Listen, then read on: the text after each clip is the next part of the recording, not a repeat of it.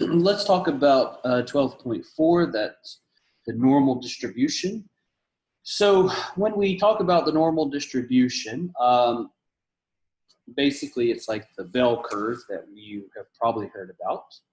But the distribution, if it's graphed, is this bell-shaped, symmetric, vertical graph. Importantly, the mean, median, and mode of that normal distribution are all equal. And so the basic bell curve shape that you could see is something like this or this. They're not great drawings. I did it freehand, but it could be kind of this skinny bell curve. That's what's more familiar to me. Or it could be kind of this wider one. But the important thing is it follows the kind of the rules that we will set into place. So it could be X bar in the middle here, or it could be mu. So if it's a sample, it would be X bar. If it's a population, it would be mu. But most of the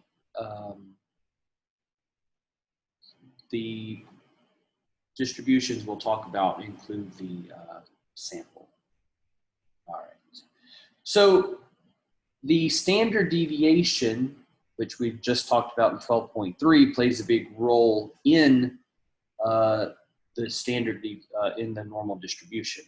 And that is explained in the 68, 95, 97.7 rule. Those seem like some very weird numbers, but what that means is the following.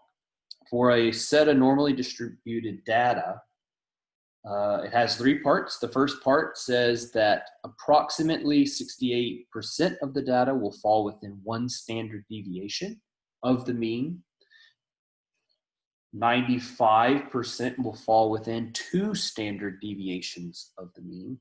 And then approximately 99.7% of the data will fall within three standard deviations of the mean. All right, so that's very wordy. So let me just show you on a graph what I mean by that. So I've drawn a standard deviation, a normal distribution curve. It's okay. The idea here is it's symmetric. And let me show you what this means. I might use different colors here.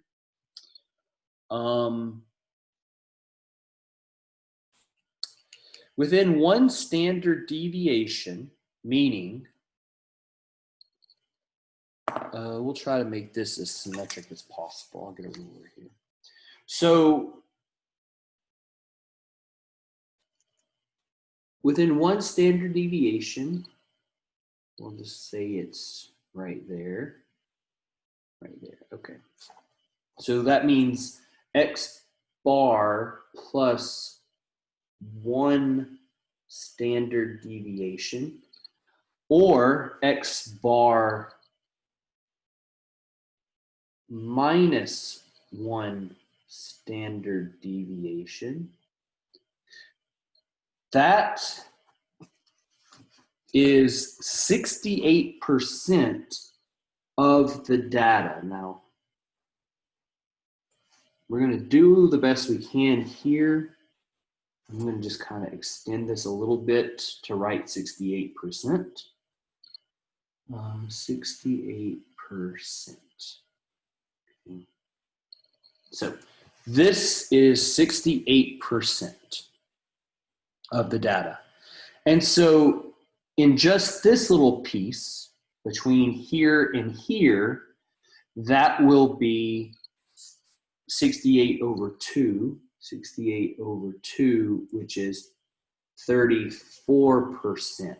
And then same thing here. This little piece is 34%. Okay, I might make that line a little bolder.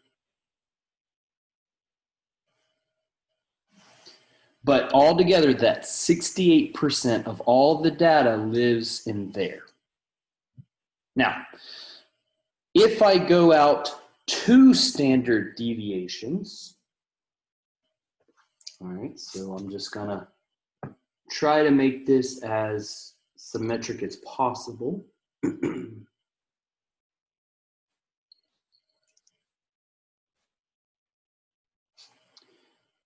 If I go out 2 standard deviations, let me write it, and then I'm going to use a red pen or something.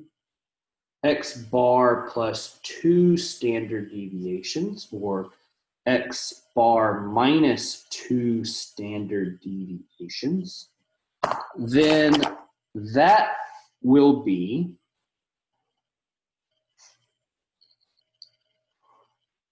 all of that, and I'll extend it, will be 95% of all the data.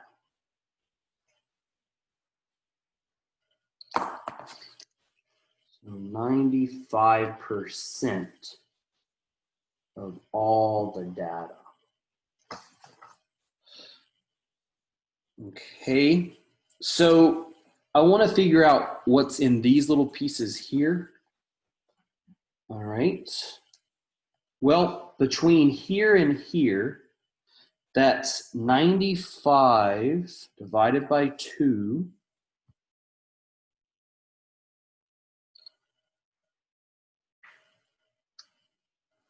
Okay, and then I got to subtract off this 34. Do I want to do it that way, or do I want to do this?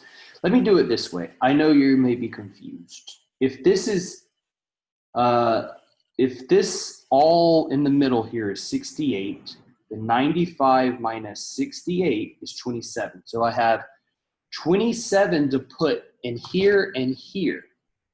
So that's 27 divided by 2. 27 divided by 2.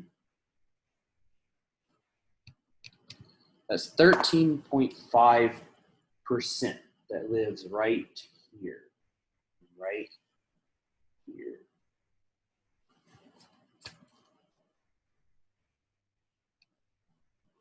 And you're probably wondering why these numbers are important, and we're going to get there. But I just wanted to show you kind of what the 68, 95, 97.5 looks like. And then if I go out another standard deviation, so let's do that.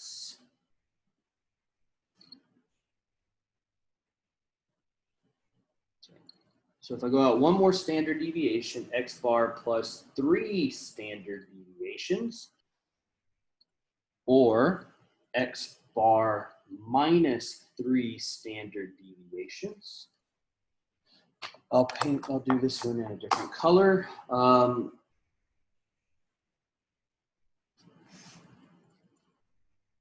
So let's extend that.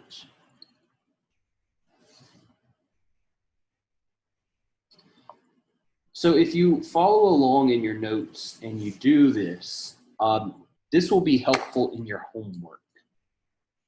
You won't be able to use this table on your test, but maybe if you do this enough and you practice it enough, you'll be able to reconstruct it for your test. Okay, so now that's 99.7%. Okay, here in the middle, that was 95% of all the data. So we're not left with much. 99.7 minus 95. I'm only left with 4.7% to split between these two. So 4.7 divided by 2 on both sides is how I figure out what is in each of these pieces. So it's a small number, 2.35%. 2.35%. Now, I have used up in this wide rectangle here, of all of this in the purple, and between the purple, is 99.7.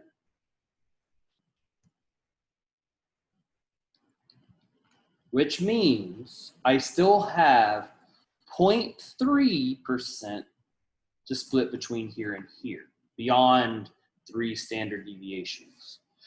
So 0.3 divided by 2 is what we're going to get on these edges, on these ridges. Okay, so that's 0.15% each on those. If you want to highlight that, you can. I might. That's telling me what's in each of these little long rectangles. And then what I'm going to do further is like maybe label these. Okay, I'll call this area.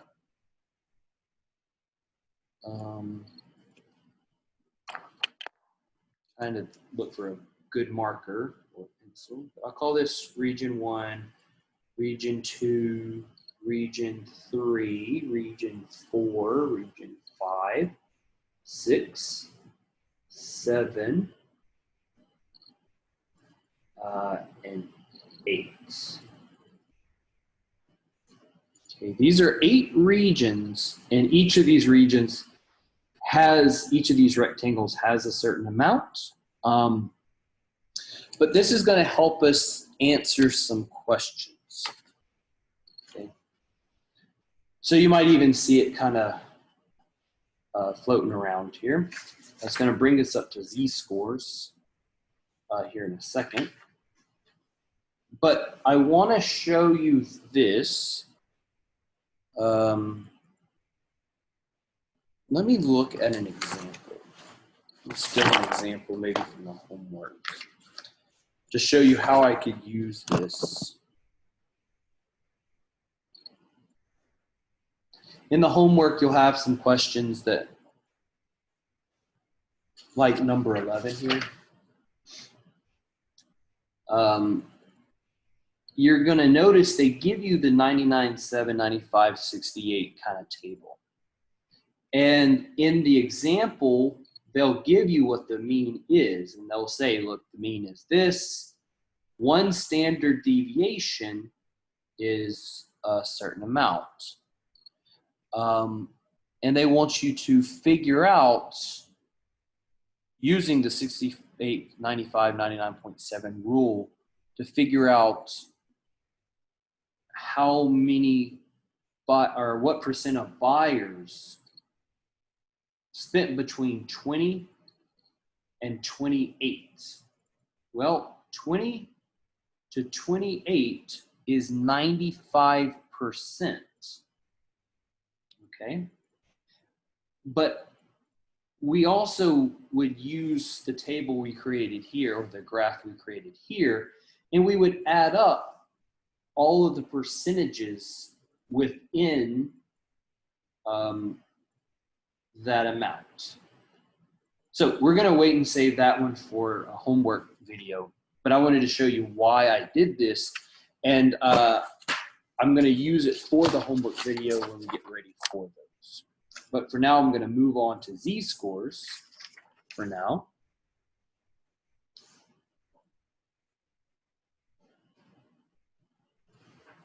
All right, so what do we mean by the Z-score?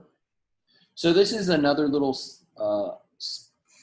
topic we're going to talk about in this section in 12.4. So a Z-score allows us to normalize data. I guess a really good example or phrase I could use here is it kind of allows us to compare apples and oranges. It allows us to compare two things that are different by kind of comparing it to the average or the mean of an aspect of that thing. So this general way we're going to do that, it basically allows us to compare standard sets of data for two items or things or people. And it tells us how many standard deviations away from the mean that thing is. Here's the general formula. Z-score is the data item minus the mean over the standard deviation. If we're talking about a sample, which in this class we will mostly be using this one, I'm going to circle this one, but if I'm talking about statistics, I feel like I have to tell you that there is a difference if it's the population. Now, we probably have even worked with population standard deviation, so you don't even have to worry about it. But I want to let you know there is a difference. But in general, this is the one we're going to look at. So we can look at some examples. Before I get to the examples, just keep in mind that if I have a data set and I try to find the Z-score, then if the data item is bigger than the mean, it will be positive. If it's less than the mean, it will be negative. So here's what we mean. So let's suppose we want to compare a 6'5" man to a 5'9" man. And obviously the 6'5" man is taller, but relative to the average height of men versus females, which one is taller with respect to their group? You know, is a 6'5" man more likely than a 5'9" woman? Okay, now we're not going to do that, but that's the idea in this section. So let's look at a couple of examples. These are examples you'll see in the homework.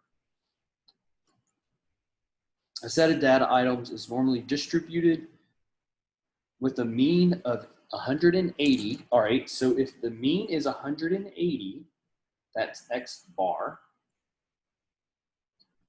And the standard deviation of 24, so that is S. And even if you chose sigma, like the formula is still the same. But we're going to say S. And the question says, convert the data item. Well, that data item means X. It says, convert it to a Z-score. So we have to remember what the Z-score formula is. So the Z-score formula is X minus X bar over your standard deviation. So I just need to plug that stuff into that. Okay. So Z is 276 minus 180 over 24. Okay, 276 minus 180, 96 over 24. That's 4. These are not always perfect numbers, they're whole numbers. It will tell you to round if something weird might happen. All right, and then the last one we're going to look at is number 2. It says a set of data is normally distributed with a mean of 600. So I'm going to write down anything that's important, meaning mean, standard deviation, Z-score, or data item. The standard deviation is 50. So I could use sigma or I could use S. And this is weird. In this example, it tells me the Z-score is 6. So Z is 6. And it wants us to find the data item. That means we are looking for X. So in this example, this is one of the few examples in the whole course where we actually have to do some algebra. So first, let's just draw the formula for Z-score. and I'm going to fill in what I have. So I have the z-score of 6. I do not have x, so I'm going to leave this x as my variable. X bar is 600. And my standard deviation is 50. So we're going to have to use some algebra to figure this out. Okay. You know what? Since we haven't done this much, or if any in the class, I'm gonna take this problem. I'm gonna show all the steps.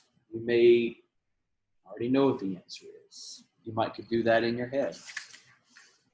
But I'm gonna take this problem, I'm gonna work it out by hand. All right, so we're solving for x here. Solving for that. In this equation, I have a fraction. I want to get rid of the fraction, so I'm going to multiply both sides by whatever will get rid of this fraction. I want to multiply it by 50. If I multiply one side by 50, I must multiply the other side by 50. I chose 50 because that is the denominator. That's it. So let's do the left side first. 50 times 6 is 300. Now, if you wanted, you could distribute. You could do 50x minus whatever 50 times 600 is. But this is 50 over 1. Which means those fractions go away. That is why we multiplied both sides by 50, so that I am only left with that. Okay. At this point, I need to get x by itself. I want to get rid of the minus 600. So I will, I guess I could subtract a negative 600, but that's the same as adding 600. So if I have minus 600, I do the opposite, which is add. And I'm doing that so I get this x by itself. So plus 600, x plus 0, because minus 600 plus 600 is 0. And then 300 plus 600 is 900. Well, x plus 0, and in fact, you don't even have to do that step. X is 900. Okay, that might be too quick for some of you. It might be too many steps for some of you. But since we don't do a lot of algebra in this class, when we do, I kind of slow down a little.